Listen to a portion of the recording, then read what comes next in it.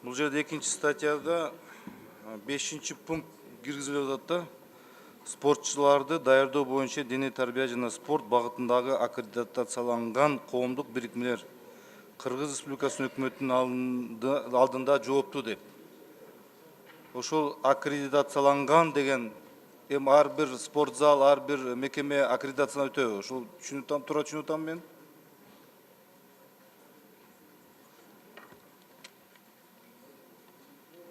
Биз сунуш келтирип атабыз.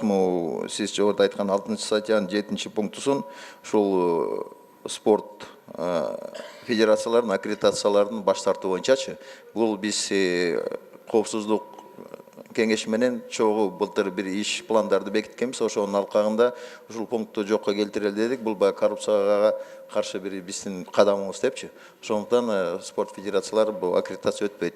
Андан тышкары жана спорт объектилери боюнча мурда мыйзамда анан өкмөт токтому бар эле атайын реестрден өтүш керек депчи. Мен ошону текшерип, ошол талапка жооп береби дегенчи андан да баш тартып атабыз. Ал статьяны вообще жокко келтирип атабыз. Аккредитациядан өтпөйт анда, да? Өтпөйт. Дагы бир суроо. Бюджетиңиз канча сизде? Эмдиги жылкыга бюджет Быйылкыга?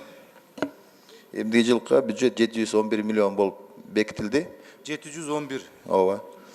Ошонун ичинен канча спортсмендерге багытталган акча?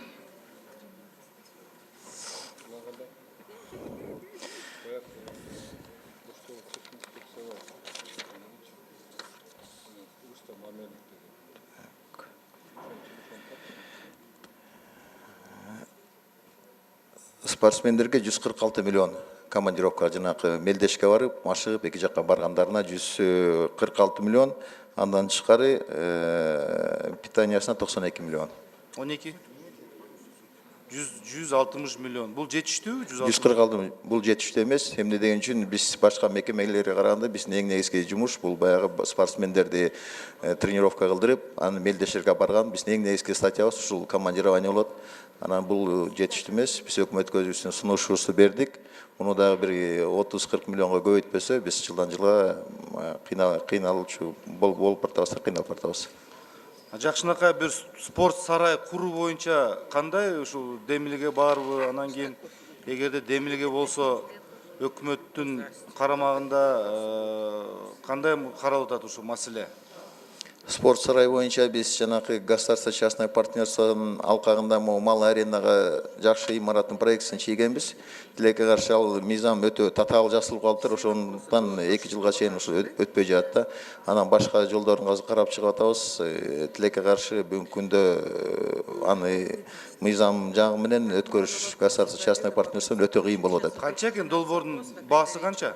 3000 арена салыш үчүн ушул стадион жана Малый аренага 3 миллиондук долбоор экен. 3 миллион доллар. 3 миллион доллар. Дворец спортаны толук кандуу бүгүнкү стандартка жараша ремонт кылыш үчүн анын долбоору 1 миллиард сомдон ашык болуп калат экен. Дастан Сыртбекович, менде сунуш бар да. Ушул мыйзамдын алкагында 21 миллион сом кетет экен. 3 миңдик отургуч бар спорт арена куруу. Мына Минфин турат бул жерде. Ушу 21 миллион сомдук 21 миллион сом.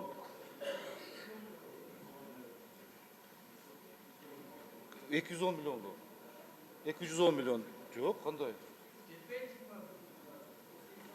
Мен адашмын анда. Ошол боюнча иш-чараларды Адыбек Алеш уятта эми. Азыр мына Азия чемпионаты келет атат. Газпромду өткүзөт экенбиз. Ошону карасак болот да. Дүйнө Азиядан келген спортсмендер келет. Башка өлкөдөн коноктор келет. Мен ойлойм туура болот эле.